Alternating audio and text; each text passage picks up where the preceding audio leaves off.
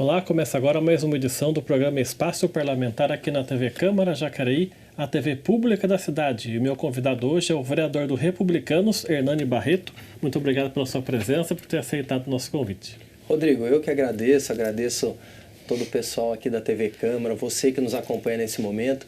Muito importante, né, Rodrigo, que a gente possa ocupar esse espaço para poder falar um pouco sobre o desenvolvimento da cidade, sobre a nossa atuação aqui na Câmara Municipal. Vamos começar falando do seu projeto de declaração de utilidade pública para a Associação dos Amigos do Handball. O senhor fez esse projeto recentemente, foi aprovado. Para quem não entende muito do assunto, para que serve a utilidade pública, queria que o senhor fizesse um apanhado disso. Sim, é muito importante, mas não precisa me chamar de senhor, não. Pode me chamar de você. A gente se conhece há bastante tempo, né? E é muito satisfatório, Rodrigo, até porque a gente é daqui da cidade de Jacareí, você sabe um pouco da minha trajetória e muitos que estão nos acompanhando. Eu venho do esporte, então eu fico feliz de, através do mandato de vereador, poder ajudar as pessoas que estão iniciando em qualquer modalidade que seja, praticando uma atividade física, porque quando a gente fala de esporte, a gente também fala de saúde pública. E eu apresentei esse projeto com base num histórico também de gestor dentro da área esportiva. Eu ajudei a formar várias associações aqui no município e faltava a do handball estar do tamanho que eles merecem, que é a declaração de utilidade pública para alcançar novos objetivos. E o que acontece? Quando a gente dá esse título para uma entidade, a gente fortalece a instituição a ponto de poder depois ter a utilidade pública no Estado, receber verbas do governo do Estado e também da União posteriormente. Então o intuito foi esse. Foi cada vez mais fortalecer o handball da cidade, um trabalho fantástico em nome da Marisa, professora Marisa, aposentada, professora concursada, né? Eu quero cumprimentar todos os profissionais, os pais que ajudam, os atletas, porque é um trabalho que vem rendendo bons frutos. Nós já temos mais de 150 crianças praticando a modalidade e a tendência é ampliar ainda mais. É um esporte que praticamente toda a escola pratica na educação física, né?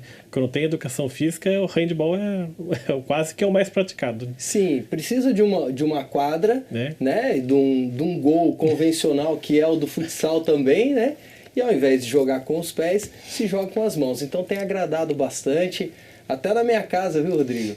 A minha filha gosta demais, começou a praticar o handball. Não sei se vai para frente, mas eu estou incentivando. Algumas semanas atrás a gente comemorou aqui o Dia do Servidor Público, 28 de outubro. Você é servidor público do IPMJ, né? Queria que você falasse um pouco da situação atual do servidor público aqui em Jacareí. A gente teve aquela interrupção durante a pandemia dos melhoramentos, de interromper o plano de carreira. Enfim, queria que você falasse um pouquinho como é que está hoje essa situação. É muito bom você tocar nesse assunto, me dando a oportunidade, por ser o único vereador concursado aqui nessa casa. Embora eu faça um horário reduzido lá no Instituto, né? Isso incomoda algumas pessoas, o pessoal é constitucional, então eu me desdobro, mas estou feliz trabalhando na Câmara e no Instituto. Então foi uma missão que eu assumi, sou o primeiro vereador a chegar, o último a sair aqui, não tem problema nenhum. Não tem problema, agradeço a minha assessoria, porque ninguém consegue trabalhar sozinho, né? Mas é um esforço muito grande, por ser o único vereador concursado e que tem levantado algumas bandeiras. Porque quando nós estávamos na pandemia, nós tivemos uma lei complementar federal, que foi a 173, que congelou no Brasil todo qualquer progressão e congelou também as contratações. E isso causou um impacto no bolso do servidor tremendo. Na ordem de 25%, Rodrigo. Sabe o que é isso? É 1/4. Então, se a pessoa estava acostumada a ir no supermercado e comprar, por exemplo, 4 sacos de arroz, ela agora só pode comprar 3. Teve que cortar 1. Então é mais ou menos essa conta. E eu e alguns vereadores também, que eu agradeço, quero citar aqui o Rogério Timóteo, o Rodrigo Salomão, porque sempre me ajudam. Eu levo algumas questões e eles sempre abraçam, porque tem fundamento, né? Então a gente lutou para 5% para os professores que estavam fora de um dissídio. Depois, recentemente, aqui a gente lutou para aumentar um pouco na reforma, né, na reforma não, no reajuste que o prefeito apresentou, que era de 5 e pouco por cento, foi para 7%, não era o ideal seria na casa de 9%, mas não foi acolhido pelo prefeito, então ficou em 7%, mas há uma defasagem ainda. Então, nós precisamos até 31 de dezembro somar forças desse ano, somar forças para que o servidor tenha um aumento real. Por quê, Rodrigo? Porque o ano que vem é ano eleitoral. Não pode dar aumento real, vai ter que somente recompor a inflação. Então já fiz essa solicitação ao Poder Executivo. O Poder Executivo passa por uma crise financeira e aqui a gente pode falar abertamente porque ninguém está inventando nada. Recentemente, greve da Ambiental, faltando remédios nas unidades de saúde, cirurgia eletiva suspensa, repasse por IPMJ atrasado. Então a crise financeira está colocada e isso é sinônimo de má gestão. Não tem como a gente falar diferente. A gente não está aqui colocando nomes. A gente está falando se a gestão é boa ou não. E na minha opinião não está sendo uma boa gestão por tudo isso que eu estou falando. E a valorização do servidor não está acontecendo. Eu apresentei um projeto nessa casa que ele teve que ser suspenso, né? Para que pudesse descongelar e pagar esse período da pandemia. Mas o Supremo Tribunal Federal adotou uma decisão no momento de não deixar nenhum ente federado tratar desse assunto. Então eles vão normatizar, eles vão dar a diretriz de como os municípios e os estados vão poder fazer. Mas estou atento e espero que em breve eu possa apresentar novamente um projeto e o servidor ser valorizado da forma que merece. Aliás, você falou desse problema financeiro, né, da prefeitura, com falta de remédios, enfim. Também recentemente teve o projeto da anistia de multas e juros que a prefeitura apresentou aqui. E você falou do dinheiro mal empregado, do dinheiro mal gasto. Eu queria que você comentasse isso para a população também poder compreender como é que funciona essa distribuição, né? Por que aí a prefeitura está excluindo aí um recebimento de um dinheiro, mas em contrapartida também falta dinheiro para muita coisa, né? Sim. O que acontece, Rodrigo? É como na casa da gente. Então, a gente recebe X, você tem condição de gastar X. Se você gastar a mais do que isso, de algum lugar você vai ter que tirar e você vai comprometendo os meses seguintes. E a gente tem imprevistos. A cidade está em movimento. A cidade apresenta problemas que não tem como, às vezes, você se antecipar. O trabalho preventivo, que eu acho que a prefeitura falha bastante também, não é feito, mas em alguns casos acontece problemas que você tem que tirar um dinheiro do bolso. Isso também acontece. Você tem que ter essa reserva. Na casa da gente, ficou doente, você não está prevendo que vai ficar doente, mas você vai ter que remediar, né?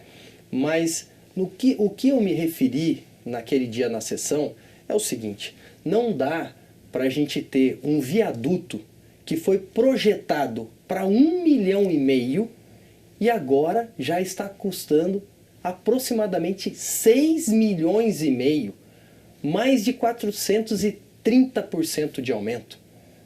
Não dá. Isso é sinônimo de má gestão. Ah, mas porque a gente não estava prevendo que o solo estava ruim. Calma aí. Você vai fazer, isso é até bíblico, você vai fazer qualquer obra, você não vai medir antes. Você vai guerrear com um exército, você não vai saber quantos soldados tem para lá, quantos soldados tem para cá. Isso é o básico, isso é o beabá. E aí vem falar que o solo tinha problemas. Era só fazer uma sondagem, um estudo de solo. Tinha que ter feito.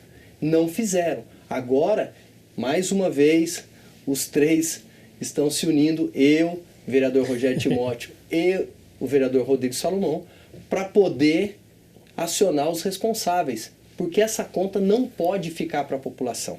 Então, esse foi um ponto que eu abordei naquela sessão. Mas a gente pode ficar aqui o dia inteiro falando a respeito de má gestão. Inclusive a prefeitura deixando de cumprir medidas judiciais em relação a remédios que são vitais para algumas pessoas, né? Perfeito, perfeito. Rodrigo, tem 13 pessoas que dependem de reservatório e de sensor de insulina para sobreviver. 13 pessoas. Se eu não estiver enganado, 2 delas moram sozinhas. Então, elas foram até as unidades para receber, como de costume, porque até uma decisão judicial, e não tem. Vieram aqui no gabinete. Eu até agradeço pela confiança e vou continuar trabalhando pelos diabéticos da cidade de Jacareí, porque são pessoas que precisam do respaldo, que precisam de orientações, que precisam de ajuda nesse momento. Chorando, Rodrigo, não é exagero da minha parte. Tinha uma senhora que ela tremia, porque ela falou, o que eu vou fazer? E se eu tiver um problema? Porque cai demais, né? Oscila, são pessoas que têm um problema mais sério, né? Diabetes tipo 1. Então eu estou fazendo tudo que eu posso, buscando as medidas para poder equacionar esses problemas, mas a administração ainda tende a gastar mal. Exemplo disso foi um outro projeto que foi aprovado, que eu fui contrário, de criação de cargos. Criando cargos. É um momento de criar cargos que traz um impacto de 1.300.000. Poxa, eu sou efetivo, servidor concursado efetivo. Acho que a gente precisa contratar. Mas a partir do momento que você vê que as suas finanças não estão fechando, opa, peraí, eu não vou colocar nada novo. Eu vou tentar resolver o problema atual, para depois eu projetar. Mas não, vão colocando um monte de coisa e lá na frente a corda estoura.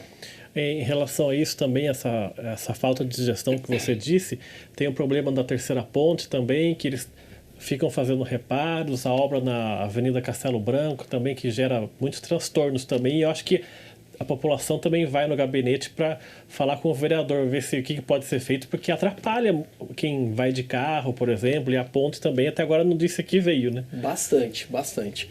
Eu não canso de repetir, a terceira ponte foi um sonho de todos nós que virou realidade de forma precoce, porque não fizeram o acesso de forma correta à terceira ponte. É óbvio que sem a ligação da Lucas Nogueira Garcês com a Humberto de Alencar Castelo Branco, ela não tem muita funcionalidade. Ela não tem. Então lá, mesmo sem usar, a gente já viu uma série de problemas. E a empresa vai lá e vai tapando um buraquinho, vai resolvendo, com chuvas simples ainda, hein? Mas a maior preocupação fica por conta da obra na Humberto de Alencar Castelo Branco, uma obra necessária de drenagem, a maior obra que já existiu na cidade de Jacareí, de 55 milhões, que visa combater enchentes e alagamentos de toda a região oeste. Então eu, como autor da Lei 6.390, que tem como objetivo combater os desastres naturais, eu sou um incentivador de ter obras para resolver e trazer tranquilidade para as pessoas que sofrem com enchente. Mas uma obra não fiscalizada pode trazer problema, que foi o que aconteceu na avenida. Quando eles estavam fazendo a obra, tinha que fazer a passagem para o outro lado, a empresa não fez a escora da forma que deveria. A terra cedeu, aí tiveram que parar, aí erroneamente deixaram o pare e siga, mas com os veículos pesados, caminhões trucados. Aí você tem o solo molhado, a obra em si que já está fazendo uma movimentação embaixo, e a trepidação e o peso daqueles veículos ia ampliar. Então eu falei numa semana, não deram ouvidos, na outra semana teve mais um afundamento, aí tiveram que parar um lado da pista. Então esse é o trabalho da gente, Rodrigo. É ficar às vezes sendo chato, cobrando, fiscalizando, mas é o papel do vereador, não adianta. Eu acho que quem assume essa responsabilidade de representar a população lida com problemas da cidade. A gente não quer ficar aqui só, porque isso está bom. Porque... Não, o que está bom, a população já está usufruindo. O que nós temos que apontar é o que não está bom. E tem também, você falou de drenagem, sobre a drenagem da obra do córrego do Tanquinho, né? Então, é exatamente essa, porque ele nasce lá no Pedra-Mar, né? O córrego do Tanquinho nasce lá no Pedra-Mar. É que como ele vem lá de baixo, então ele ajuda bastante o pessoal ali da José Teodoro, ajuda o São Luís, né? É Diogo Fontes, desculpa, José Teodoro é lá perto do Colônia, do Paraíso. É que antigamente teve uma emenda, uma verba do PAC 2, que era para resolver o problema da José Teodoro, estava no mesmo contrato, depois houve uma mudança, um aditamento, e a Diogo Fontes vai ser beneficiada com isso. O pessoal do condomínio tem um nome diferente. Eu não lembro também, mas não tem Estela Domus, eu acho que é mais ou menos isso. É um nome bem diferente lá, mas uma população que teve a guarita que cedeu.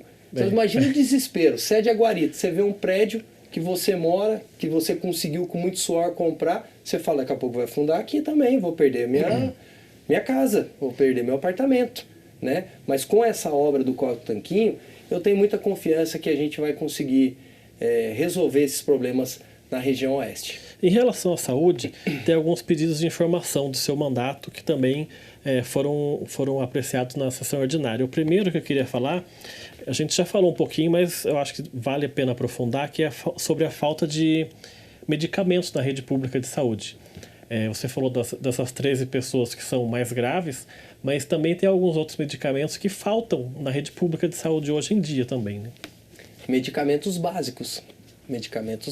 Então, eu fiz porque no dia a dia aparece pra gente no gabinete. Então, a gente atende todas as pessoas e a gente vai fazendo o levantamento, mas com base. A gente vai verificar, a gente vê no aplicativo, a gente corre atrás, a gente tenta informação dentro da prefeitura, porque às vezes está já a caminho, já fez uma compra, né, e já está em trâmite. Mas quando você vê a morosidade e as pessoas sofrendo por causa disso, aí não tem jeito. Aí você tem que colocar no papel até para provar para o cidadão, porque a gente às vezes atende centenas de pessoas por dia, e não é exagero, porque com WhatsApp, com Facebook, com Instagram, o dia inteiro a gente vai tentando dar atenção para todo mundo, eu e minha assessoria, a gente vai confeccionando os documentos, né? Mas as pessoas às vezes não têm contato pessoal. E aí eu falo, olha, estou demonstrando para você que eu estou querendo ajudar, por isso a gente está fazendo aqui no papel, vamos ver qual vai ser a resposta, né? Porque o desespero é grande, Rodrigo. Em se tratando de saúde pública, o desespero é grande. E unindo os dois assuntos, quando a gente fala de saúde pública e de saneamento, a gente sabe que a inexistência do saneamento básico ocasiona num problema de saúde pública, né? Então me preocupou bastante recentemente, a população que acompanha meu trabalho com certeza vai lembrar disso, eu atuei para ajudar as famílias do Terra Conceição, Vila Ita 1 e 2, que moram numa situação precária, as ruas lá ficam intransitáveis, todas alagadas, as casas, volta o esgoto para a casa das pessoas. Então eu não fujo de questões polêmicas. Às vezes as pessoas ficam até muito nervosas pela situação, né? E a gente vai, se solidariza e demonstra que quer fazer a diferença. Tem também um outro pedido de informação, que é sobre falta de ambulância no postinho do São Silvestre, né? Sim. Você está vendo que a nossa conversa aqui tá bem focada na questão da saúde, porque eu vejo que, infelizmente, nós tivemos alguns prejuízos. E eu não estou aqui somente falando que a administração municipal é responsável por isso. Mas tem também a pandemia que dificultou um avanço. E quando a gente fala de uma ambulância no São Silvestre, é por uma questão óbvia. Existia uma ambulância lá no distrito do São Silvestre, que é um distrito afastado da região central, de uma unidade que tenha UTI, de uma unidade de saúde que tenha UTI, e aí retiraram a ambulância de lá. Recentemente, um morador morreu engasgado. Não conseguiu chegar a tempo. Não conseguiu. Acionaram o SAMU, é uma viagem. Até o SAMU chegar e trazer, infelizmente, esse cidadão veio a falecer. Então eu fiz o pedido de informação, agradeço todos do São Gabriel, lá da Vila Garcia, de São Silvestre, né, que nós temos alguns bairros, pequenos bairros ali, mas são pessoas acolhedoras, são contribuintes, pagam os seus impostos e merecem uma atenção. Por isso que eu tenho atuado bastante nessa região também. Aliás, a gente está falando bastante da saúde. Nos atendimentos que você faz no seu gabinete, como você disse, tem muita gente que vai lá para falar sobre os mais variados assuntos, né? Hoje, agora nesse momento, o que a população tem mais reclamado? É sobre exatamente a saúde, ou é sobre a segurança, ou é sobre, sei lá, falta de emprego? O que hoje a população mais clama? Nesse momento é a saúde. Nesse momento é a saúde. Se a gente pegar e a gente falar, vamos dizer, início do ano passado, era a questão das enchentes. Então a gente percebe que até pelas condições climáticas, são períodos diferentes, então a gente vê que tem problemas diferentes também. Nesse momento, sem dúvida é a saúde. Sem dúvida é a saúde. Com cirurgia eletiva suspensa, com falta de medicamento simples, com falta de médico, não tem o que falar, não tem jeito. As pessoas perderam o emprego na pandemia. Muitos que tinham convênio passaram para o SUS, para o Sistema Único de Saúde. E aí o sistema está maior, mas com uma capacidade ainda menor. Ainda menor. Olha, eu não sou contra as obras, até porque eu acho que as obras são fundamentais para a gente desenvolver a cidade. Mas ela tem que estar atrelada a uma política fiscal de atração de empresas, de indústrias.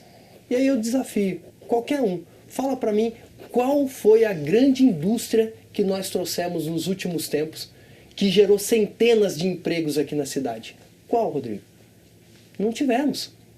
E quando você não tem um programa para você trazer as empresas, gerar emprego e renda, você deixa seu povo desmotivado, com situação financeira caótica e cada vez mais vindo pedir socorro aqui nos gabinetes e para a prefeitura. Porque é justo.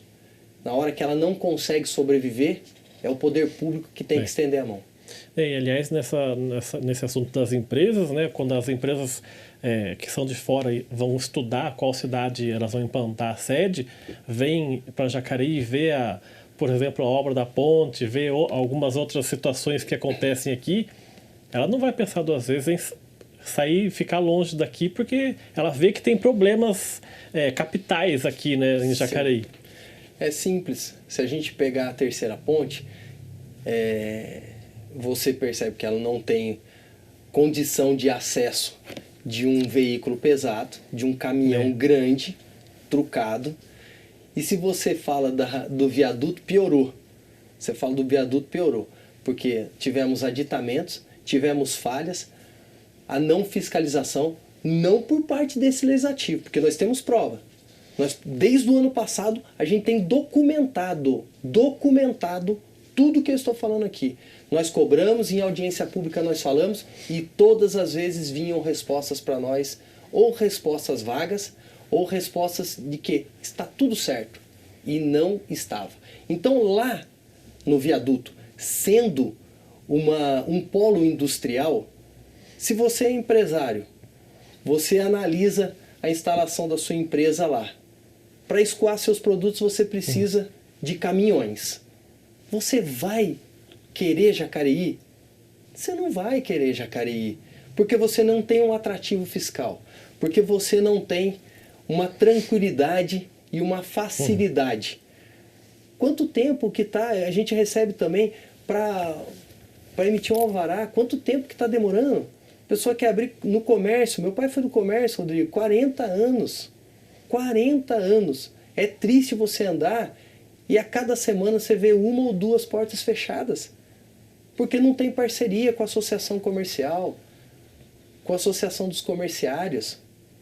Quando a prefeitura se distancia, a impressão que eu tenho é que eu não tenho mais interesse em fazer nada. Fiz a minha parte, e vai tocar do jeito que está, né? Então isso é ruim, porque o prefeito atual, ele não sai mais para outra candidatura porque a lei não permite. E ele anunciou, e todos os vereadores da base acabaram de anunciar o nome do Celso Florencio como pré-candidato a prefeito indicado pelo Isaías. Então, eu estou citando nomes porque foi falado por eles aqui, né? O líder do governo subiu e falou, olha, eu fico feliz do Celso ter sido escolhido, com todo respeito. O Celso é uma pessoa, pode ser uma pessoa ótima, mas só que ele foi o responsável, ele avocou todo o empréstimo do CAF e ele praticamente foi o gestor de todas as obras, que inclusive está a ponte e o viaduto. Então, críticas têm que ser feitas. Se você quer conduzir uma cidade, você tem que ter capacidade na sua área e enxergar a cidade como um todo, porque a cidade não vive só de concreto, a cidade não vive só de números, a cidade principalmente vive e sobrevive da relação com as pessoas. Os seres humanos têm que estar em primeiro lugar. Tem 2 bairros aqui, gente, só para retomar e fechar o assunto da drenagem, que é o Veraneio Jau e o Veraneio Irajá, também que você fiscaliza. Sim. Como é que está hoje a situação? Eu tenho um contato muito próximo com todos eles lá, né? Tem o Rodrigo e a Juliana, que são líderes e que sempre reúne aquela população que tanto necessita de obras de micro e de macro drenagem. Estou falando aqui não vou nem falar de uma área de lazer, não, porque isso ainda fica como segundo plano, né? Então, a gente já está próximo das grandes chuvas novamente. E aí eles vêm até mim, vereador, ajuda a gente, pelo menos para fazer uma manutenção na estrada. Porque agora está encerrando o ano letivo, então as crianças não perdem aula. Mas e o trabalhador que não está de férias? Quando o ônibus não consegue passar? Quando o carro não consegue passar? Como que fica? Então, para quem está dentro do conforto da sua casa, está aqui na região central, às vezes fica até fácil de comentar. Mas quando você enxerga isso, aí você fala, ô, gente, tem alguma coisa errada. Tem alguma coisa errada, porque o meu próximo está precisando mais. Então, tem que remanejar e tem que priorizar aqueles que mais necessitam. É a minha opinião, tá, Rodrigo? E eu tento fazer isso no meu dia a dia, em qualquer circunstância, não só na política. Agora, falando de situações mais amenas, notícias boas para a população, teve no seu mandato a pista de caminhada e a ciclovia no Parque Meia Lua, né? Eu fiz a indicação, né?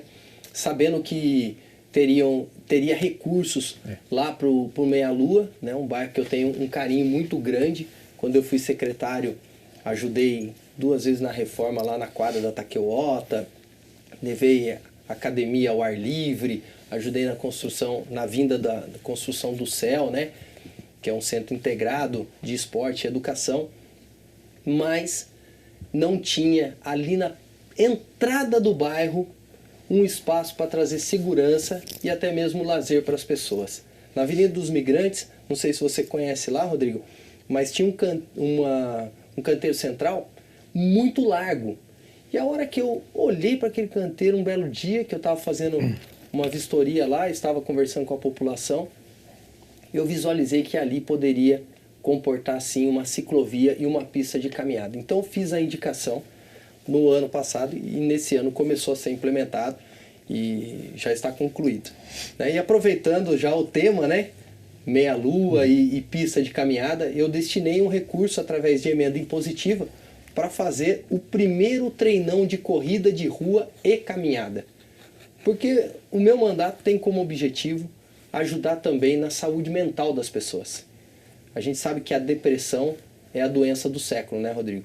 Então, eu tenho uma lei de minha autoria para prevenir e combater as doenças mentais, a depressão e as decorrentes da depressão, e o Projeto Vírgula, porque com isso a gente faz com que as pessoas consigam reverter o quadro com mais facilidade. Então, nesse mês de novembro, a gente vai ter a corrida de rua lá no Meia Lua. E o esporte O esporte, sem dúvida alguma, é um dos meios, né, que as pessoas têm para, quando elas querem começar a tratar essa situação da depressão, melhorar um pouco de vida, alterar um pouco a rotina, seja de manhã ou à tarde, fazendo alguma atividade física. O esporte, nesse sentido, é fundamental, né? Cada pessoa entra num processo depressivo por um fator. Tem gente que perde o emprego, tem gente por uma questão amorosa, né? Terminou um relacionamento de muitos anos, mas tem gente que entra porque o cérebro humano, ele é conhecido somente, aproximadamente, tá? 10% só que os cientistas conhecem do cérebro humano. Então não dá pra gente falar assim, você tá com frescura. Isso não cabe mais dentro da ciência, né? Então a gente já sabe que não é frescura. E aí a pessoa estando mal, obviamente que o esporte tem um papel fundamental. Porque o corpo, fazendo uma atividade física, ele libera substâncias que te dão prazer, te dão a sensação de bem-estar, né? Endorfina, serotonina. Então são substâncias que já estão comprovadas que elas ajudam no combate à depressão. Por isso que através do meu mandato, eu trabalho de forma conciliada, esporte e saúde pública. Porque daí a gente consegue resgatar as pessoas que estão com problemas. Fizemos no mês de setembro um grande ciclo de palestras nas escolas, de ensino infantil, médio e fundamental também, na faculdade também, eu estive na faculdade, mais de 500 pessoas ao todo que participaram.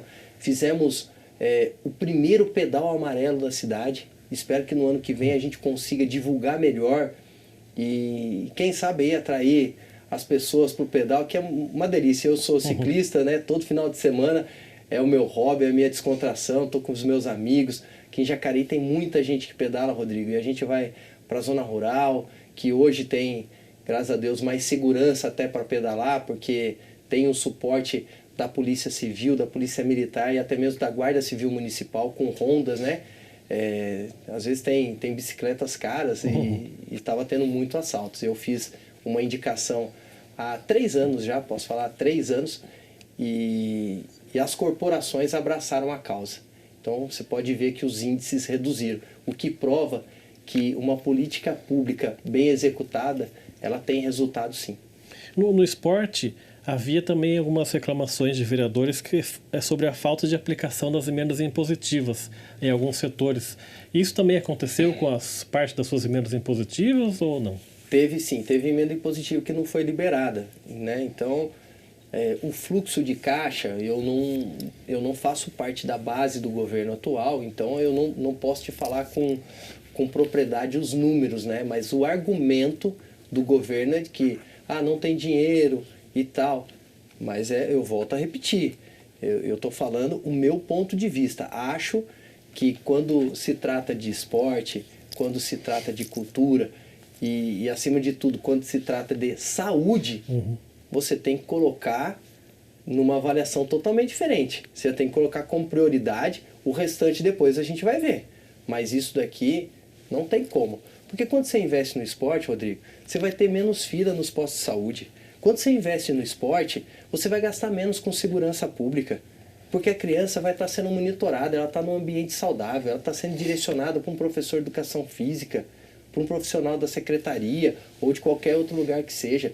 Então, eu fui secretário de esportes e nós fomentamos cada vez mais a ampliação das escolinhas, que a gente chama de massificação. Então, a gente tinha 9.200 crianças e adolescentes praticando uma atividade física saudável. 9.200. Aí, recentemente, eu fiz um pedido de informação, perguntando quanto que a secretaria atendia. Eu vou falar para você o número final, tá? Que envolve idosos, crianças, adolescentes e adultos.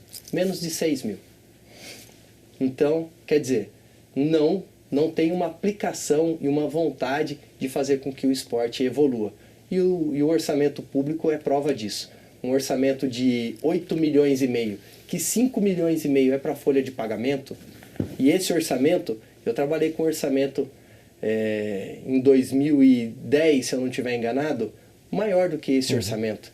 Nós estamos falando que 13 anos depois, o valor continua a mesma coisa, a cidade cresceu mais, a cidade precisou mais, até porque depois da pandemia que todo mundo saiu, precisava mais do esporte, mas não aconteceu. Em relação ao pipódromo também, que é uma lei sua, a gente Sim. teve até uma audiência pública sobre a linha chilena, o cerol também. Isso. Primeiro, em relação ao pipódromo, eu queria que explicasse também como é que vai funcionar isso e depois a respeito da conscientização.